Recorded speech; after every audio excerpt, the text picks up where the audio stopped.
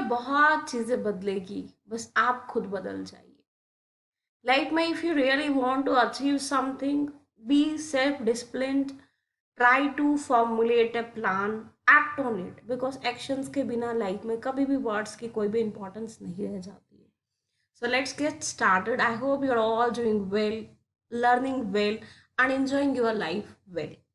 So today's topic is अब बहुत recently एक है जो हमारा इंटरनेशनल लेवल ऑर्गेनाइजेशन ने एक रिपोर्ट, देखो मैंने आपको रिसेंटली भी बताया था कि जो जैसे यूएनओ है, जैसे आपका वर्ल्ड ट्रेड ऑर्गेनाइजेशन, ये डिफरेंट डिफरेंट रिपोर्ट्स प्रोड्यूस करती है टाइमली, ताकि देखा जाए कि वर्ल्ड में क्या हो रहा है, किस लेवल पे लोग अपग्रेड हो रहे हैं, क्या डिफॉल्ट्स है, क्या चीज़ें इंप्रूव करने की है।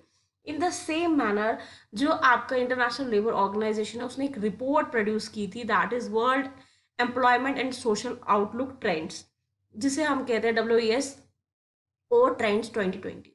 अभी क्या दिखा रही है कि जो हमारी ग्रोथ है वो फ्रेजाइल, बिल्कुल नाजुक रही है। क्यों? क्योंकि हम देख रहे हैं कि एक पैडेमिक ने सिर्फ ऐसा एक एनवायरमेंट क्रिएट किया है जहाँ पे चीज़ें बहुत डिफरेंट लेवल पे इफेक्ट हुई है हर क्षेत्र पे। बिकॉज जब लोगों के पास पैसा ही नहीं है, वो चीज़ें खरीदेंगे नहीं, अगर चीज़ें खरीद नहीं रहे हैं तो कंपनीज बनाएगी क्यों, अगर कंपनीज बना नहीं रही है तो वो जॉब क्यों प्रोवाइड करेगी। तो ये सब चीज़ें इम्पैक्ट डाल रही है। अब जो रिपोर्ट है उसने असेसमेंट दिया। असेसमेंट होता है पूरी तरह से छानबीन करके देखना तीन चीज़ों पे, how labour market recover has unfold world wide, कैसे जो रिकवरी है मार्केट की वो कैसी हो रही है, reflecting different national approaches to pandemic recovery, कैसे रिकवर कर रही है, analyse the effects of different pandemic groups of workers and economic sector, different different sectors में कैसे कैसे वो चीज़ इफेक्ट हुई है। सबसे पहला देखो, अनएम्प्लॉयमेंट। इस वर्ड का मतलब ये समझना नहीं है कि जिनको जॉब नहीं करनी है या जिनको जॉब ज़रूरत नहीं है, जो बिजनेसमैन कर रहे हैं उनको जॉब नहीं मिल रही है। इसका मतलब होता है वो लोग जो बेचारे जॉब करना चाहते हैं और जॉब की क्राइटेरिया में फॉल करते हैं, बट उन्हें जॉब नहीं मिल रही है। एक सिंपल कि जो अनएम्प्लॉयमेंट है वो बढ़ रही है। ग्लोबल वर्किंग आवर्स, ऑब्वियस सी बात, आपने देखा आज के टाइम पे मोस्ट ऑफ द चीज़ें हैं जो बेचारे लोग पार्ट टाइम जॉब कर रहे हैं या कुछ सपोज कि हाफ टाइम वर्क हो रहा है, बिकॉज जब वैसे लेवल का प्रोडक्शन हो ही नहीं रहा है, मैन्युफैक्चरिंग हो ही नहीं रही है, न्यू प्लानिंग्स हो ही नहीं रही है, तो जॉब कैसे मिलेगा। इसने बहुत ज़्यादा क्या क्या हिट किया है। ग्लोबल लेबर फोर्स पार्टिसिपेशन, इसने क्या क्या एस्टिमेटेड की 2020 around 40 million people will be no longer to participate in the global labour force. क्यों? क्योंकि जब कोई चीज़ की कंस्ट्रक्शन हो ही नहीं रही है, प्रोडक्शन हो ही नहीं रही है, मैन्युफैक्चरिंग हो ही नहीं रही है, तो कैसे हो पाएगा।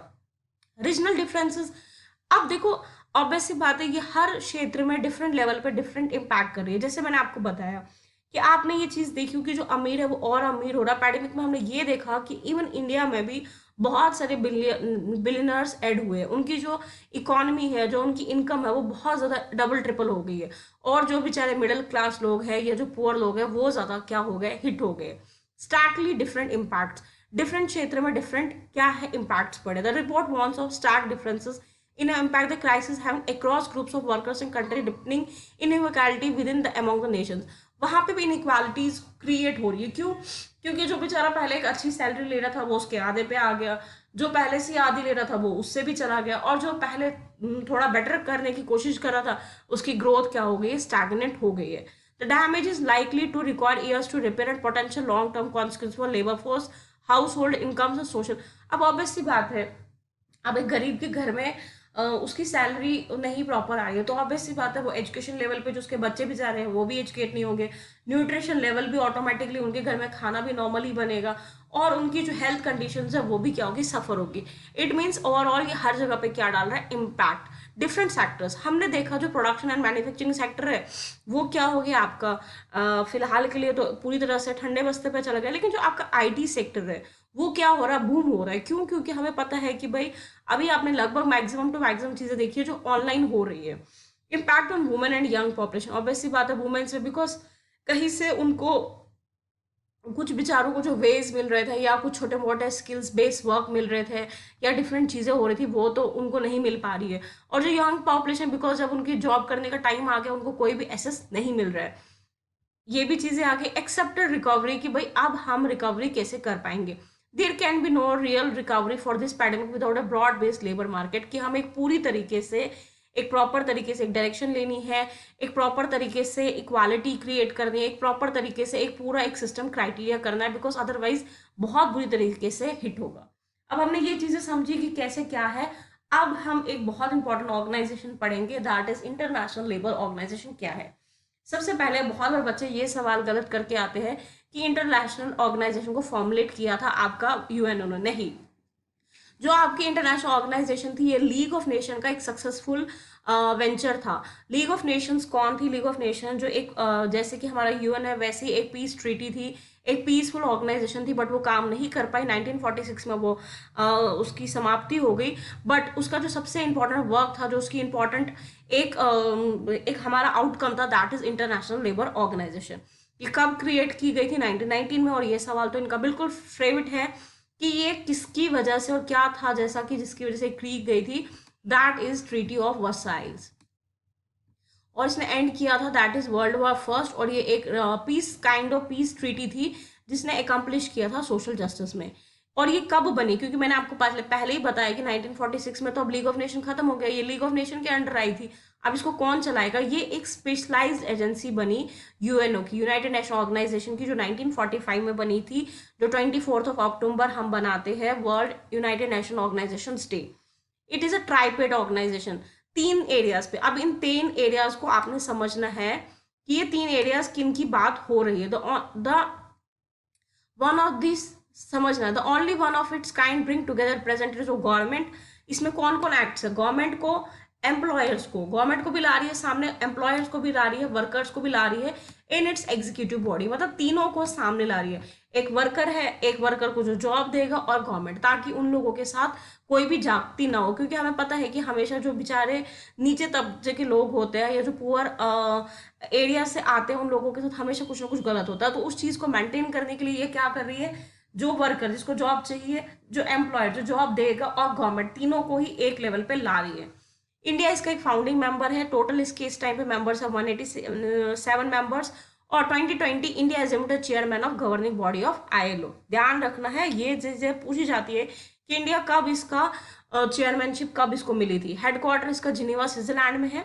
इसको अवार्ड्स मिले, जैसे 1969 में receive the Nobel Peace Prize, improving fraternity and peace among nation, pursuing decent work and justice for work. अब हमारा डिसेंट वर्क, आपने देखा होगा जब हम directive principles of state policy पढ़ते हैं, वहां पे भी हमारा रहता है कि भाई equal pay for equal work. जब हम सस्टेनेबल डेवलपमेंट गोल की बात करते हैं, वहां पे भी है कि equal pay for equal work, decent work conditions. क्योंकि लेबर्स के बारे में भी हमें सोचना है, उनको हमें इंसानों की तरह ही ट्रीट करना है, और उनकी फैमिली, उनकी लाइफ, उनकी जो चीज़ें हैं, उनके स्टैंडर्ड्स है, उन्हें भी अच्छे से मेंटेन करना। तो इस वे में आईएलओ, इंटरनेशनल लेबर ऑर्गेनाइजेशन, बहुत अच्छा क्या करती है, काम करती है।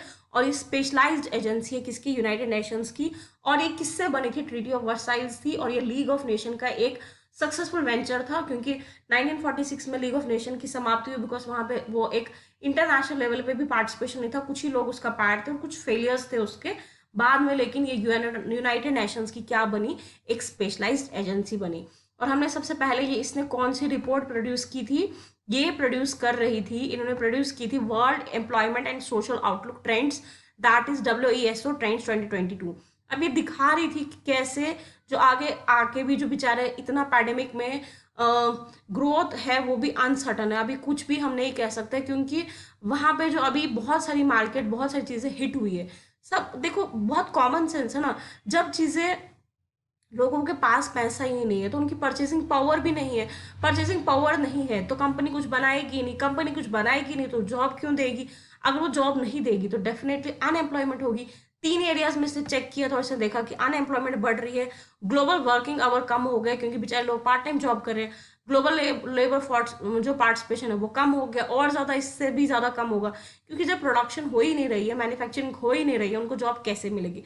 रीजनल डिफरेंसेस, जैसे कि जो अमीर है वो और ही ज़्यादा अमीर हो रहे हैं और जो गरीब है और ही ज़्यादा, क्योंकि जैसे हमने देखा कि पैंडेमिक में क्या हो रहा है, कुछ सेक्टर्स में जो लोग हैं वो क्या है, बहुत ज़्यादा अच्छा खासा बिलियनर बन चुके हैं। इवन इन इंडिया केस भी जो हमारे बिलियनर्स की लिस्ट है उसमें ज़्यादा नंबर्स इंक्लूड हो गए।